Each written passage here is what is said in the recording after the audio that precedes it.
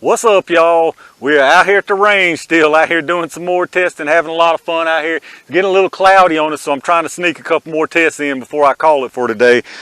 This one ought to be pretty interesting. As y'all can see, we got part of our jelly contraption set up. We're missing the chrono, as you can tell here. If y'all watched my previous video on the 45 ACP, the T-Series rounds, y'all know the thing decided to call it quits on me after about midway through that test.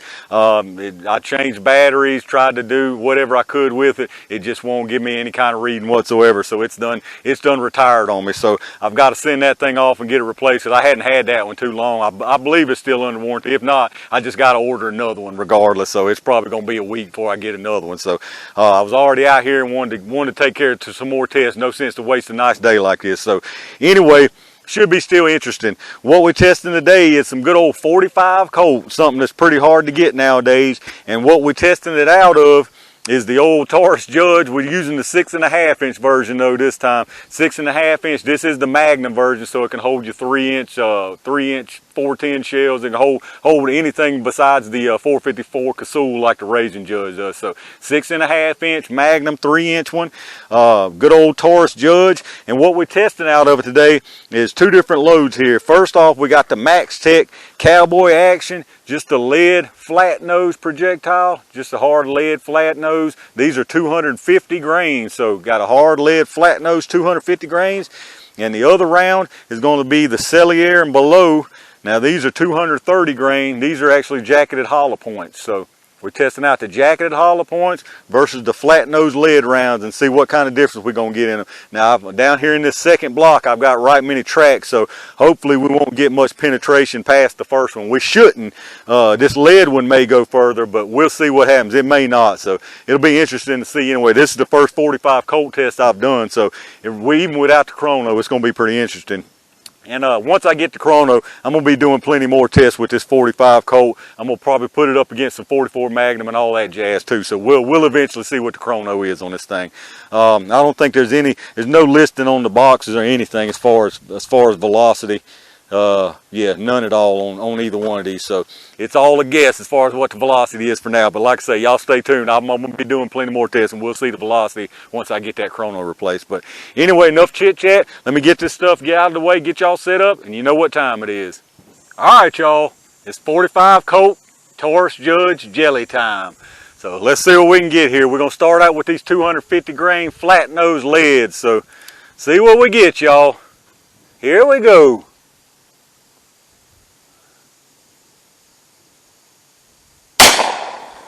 Alright, wanted to try to keep it high, kept it pretty high. Let's see what we got.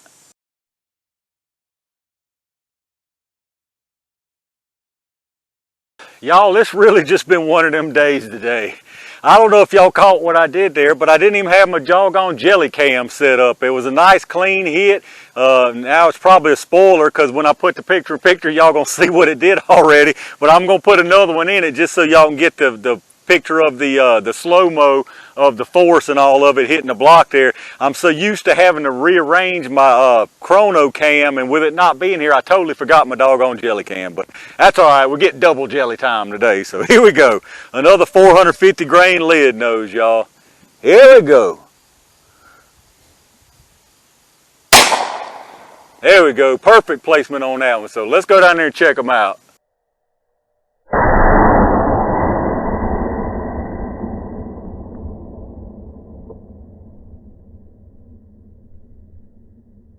Alright, those were two nice shots on the gel with the flat lead nose. So I tell you what, the ones of y'all who always give me a hard time about taking multiple shots in the gel have definitely got y'all's wish out here today with a couple of different tests. So let's hope we can get this one in one shot. So we're going to do the 230 grain hollow point now. I'm going to try to keep it to the right, keep it up under those two lead nose if I can. Here we go, y'all. Went kind of dead center. I tell you what, that felt like it had a lot more power. It's a shame I don't have my chrono, but we're going to do some more tests with this. That one definitely felt like it had more power to it. So let's go down there and see what we got.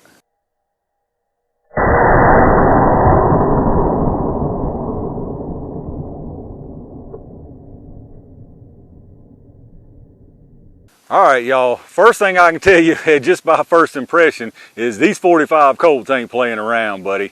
Those top two channels there, they're kind of behind each other, but they look almost identical. Those top ones are the flat lead nose. The bottom one is the hollow point. Now, obviously, you can just tell the hollow point wound channel, definitely a lot more action going on in that wound channel. The lead nose were no slouches, but obviously a bunch more action going on in that channel. Even with both of those lead nose stacked together, the hollow point channel has still got a lot more action going on.